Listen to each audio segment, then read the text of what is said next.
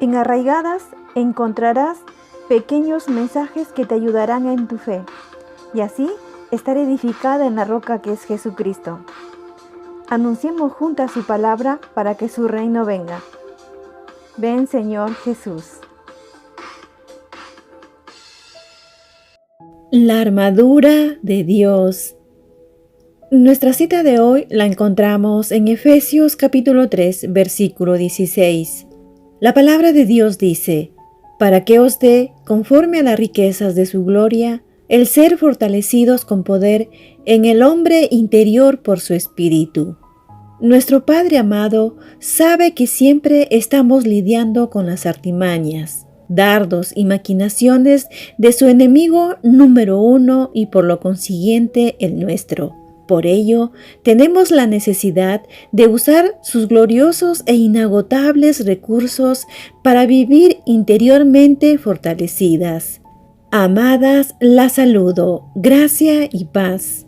Estoy agradecida a Dios por una oportunidad más que me da para llegar a tu casa con mensajes que te ayudarán a estar lista, preparada para cada desafío e ir madurando en el carácter de Cristo.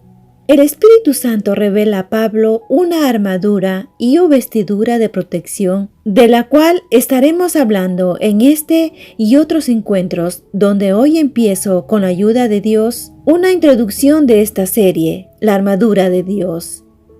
Ahora bien, antes de entrar de lleno con la armadura de Dios, les comento que aunque el poder ya está a nuestra disposición, se requiere todo un proceso para su aprobación práctica, o si quieres, como dice Pablo, que debemos dejarnos llenar de su poder. Nuestra posición en Cristo nos reviste y nos llena potencialmente de todo lo que Él es. Estamos llenas de su plenitud, como dice las Escrituras en Colosenses capítulo 2, versículo 10. Y vosotros estáis completos en Él, que es la cabeza de todo principado y potestad. Pero, ¿qué es exactamente poder espiritual? Es el derecho o autoridad de hacer cierta cosa en nombre de un superior, juntamente con la facultad o capacidad de llevarlo a la práctica. Ahora bien, la armadura de Dios es un concepto bíblico que se encuentra en la carta de los Efesios en el capítulo 6, versículos del 10 al 18. Al vestirnos y usar la armadura de forma efectiva, podremos hacer frente a todas las trampas del maligno y saldremos victoriosas. Según el apóstol Pablo, lo primero es fortalecernos en el Señor, y lo dice en su carta a los Efesios capítulo 6, versículo 10.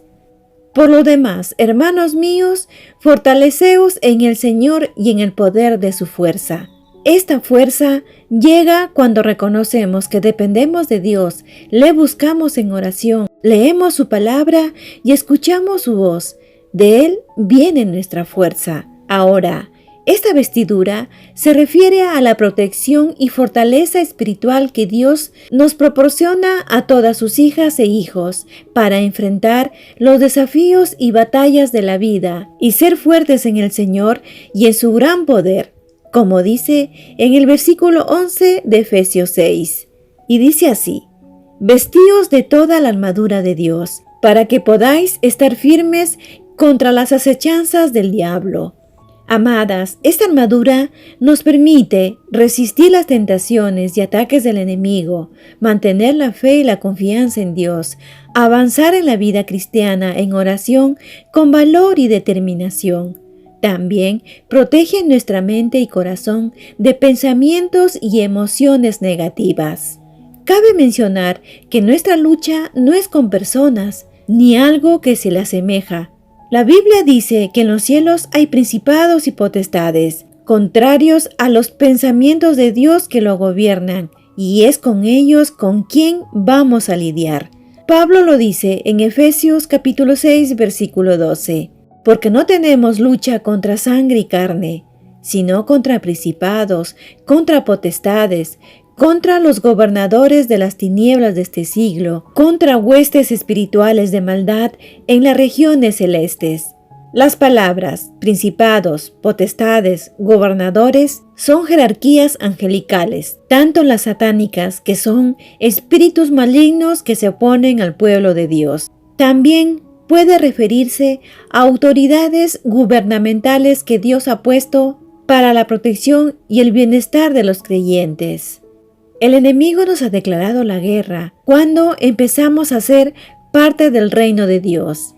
Esta batalla es muy dura y no la podemos hacer de cualquier manera, ni hacer desafíos carnales. Ya iremos hablando más al respecto. La armadura de Dios que nos habla Pablo es esencial para enfrentar los desafíos, los dardos del maligno, sus maquinaciones y tentaciones, para mantener la integridad y la fe avanzando en nuestro caminar con el Señor. Pablo ha vivido todo lo que nos aconseja por medio de esta carta, lo que debemos hacer, porque él sabe cómo debemos prepararnos y permanecer firmes ante las artimañas del enemigo de nuestra alma. Leamos lo que nos dice en Efesios capítulo 6, versículo 13 y 14. Por tanto, tomad toda la armadura de Dios, para que podáis resistir en el día malo y habiendo acabado todo, estar firmes. Estad pues firmes, ceñidos vuestros lomos con la verdad y vestidos con la coraza de justicia. Amadas, Pablo nos recomienda vestirnos de toda la armadura, y esto requiere iniciativa, una acción de nuestra parte y una decisión. No debemos enfrentarnos con nuestras propias fuerzas, sino que usemos las armas que Dios nos ha dejado, en un acto de humildad y de confianza total en el poder de Dios y en su sabiduría. Además, Pablo nos anima a permanecer firmes en el Señor. Él sabía que como cristianas nos enfrentaríamos a una guerra espiritual intensa cada día y debemos estar preparadas. Por eso, él habla sobre esta armadura, que son herramientas que Dios da a todos sus hijos, para que puedan vencer los ataques del diablo y prepararse para la siguiente batalla. El apóstol Pedro también nos advierte lo siguiente, en su primera carta en el capítulo 5, versículo 8. Sed sobrios y velad, porque vuestro adversario el diablo, como león rugiente, anda alrededor buscando a quien devorar. No obstante, como en toda batalla, debemos conocer al enemigo y cómo actúa, ya que usa métodos y oportunidades para afectarnos espiritualmente y desactivarnos. Satanás es, pues, un espíritu poderoso que procura dominar y manejar a cuanto y a cuantos le rodean, tanto las huestes de la oscuridad que son sus seguidores, como los seres humanos que caen en su poder. Buscando en las Escrituras, vemos que Satanás fue creado como un ángel santo, llamado Lucero, antes de su caída. Isaías lo describe en el capítulo 14, versículo 12. El profeta Ezequiel, en el capítulo 28, versículo 12 al 14, describe a Satanás originalmente creado como un querubín hermoso, perfecto y lleno de sabiduría, aparentemente como el más alto de los ángeles creados, pero eso lo llevó a su perdición. Quiso tomar el lugar de Dios y ser como Él. Su orgullo lo condujo a su caída, y así Satanás se convirtió en el gobernante de este mundo y el príncipe de la potestad del aire. Él es el acusador, el tentador y un engañador. Su nombre mismo significa adversario o el que se opone. Otro nombre para Satanás, el diablo, significa calumniador. Aunque fue echado del cielo, él aún busca elevar su trono sobre el de Dios.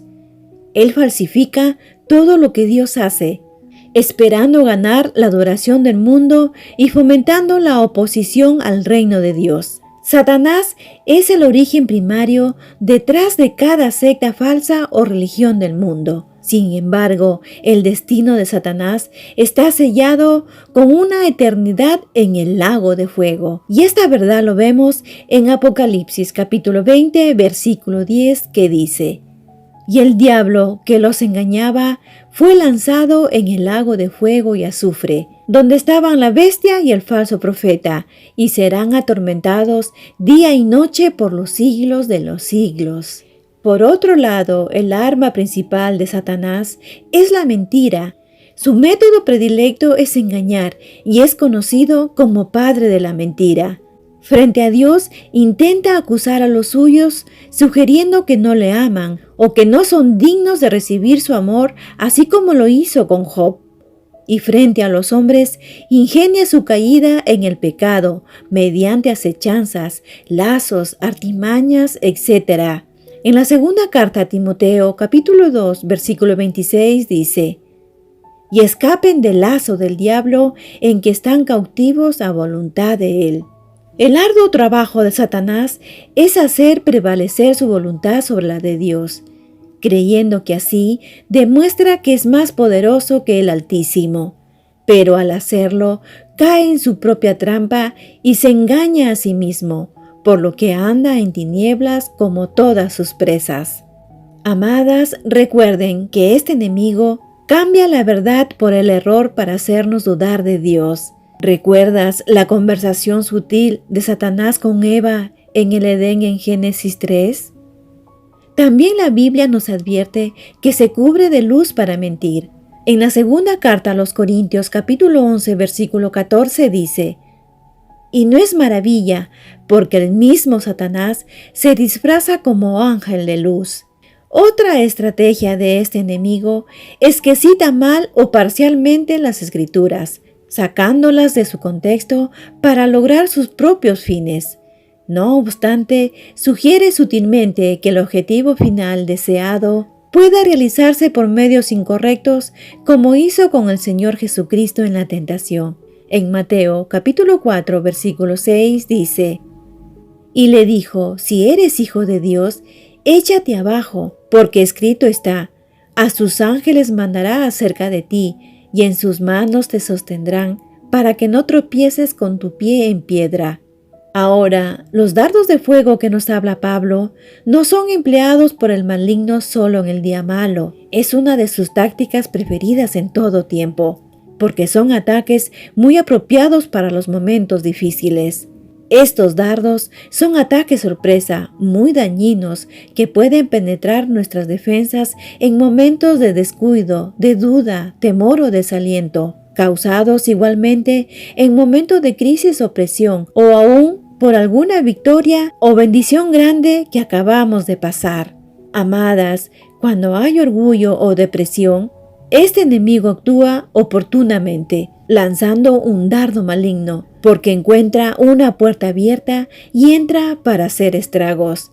Tengamos cuidado con estas obras de la carne, ya que puede ser un golpe certero del enemigo para avergonzarnos. ¿Recuerdan a Elías en depresión? Y a Pedro diciendo que jamás negaría a Jesús.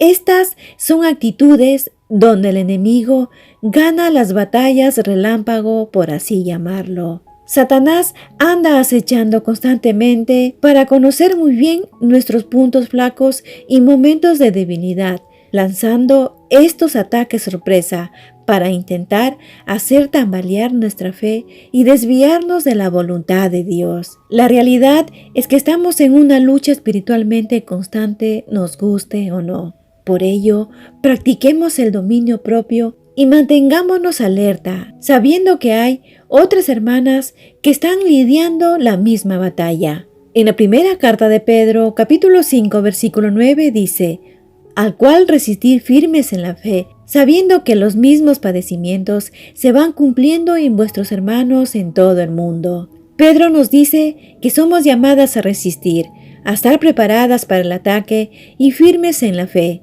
Es una lucha intensa, pero Dios no nos deja indefensas. Él provee la armadura que necesitamos para vencer.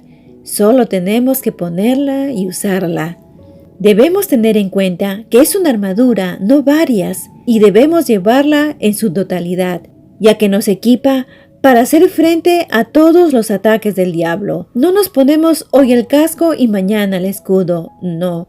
Los soldados se preparan con toda la armadura cuando salen a la batalla, y nosotras, como buenos soldados de Jesús, debemos hacer lo mismo. Esa es la forma en la que resistiremos firmemente hasta el fin, hasta que estemos con Jesús por la eternidad. Pero hace falta que nosotras como creyentes actuemos por la fe para llevar esto a la práctica aquí y ahora. Para finalizar, digo que la armadura de Dios está compuesta por el cinturón de la verdad, coraza de justicia, el calzado del Evangelio, el escudo de la fe, el yelmo de la salvación y la espada del Espíritu. Estas partes las iré desarrollando en los siguientes mensajes. Por ello te invito a seguir escuchando esta serie y compartir con mujeres que necesitan conocer más de esta armadura. Muchas gracias. La armadura de Dios es nuestra protección y fortaleza en nuestro caminar con Él. Dios con nosotras. Encuéntranos en arraigadas777.blogspot.com.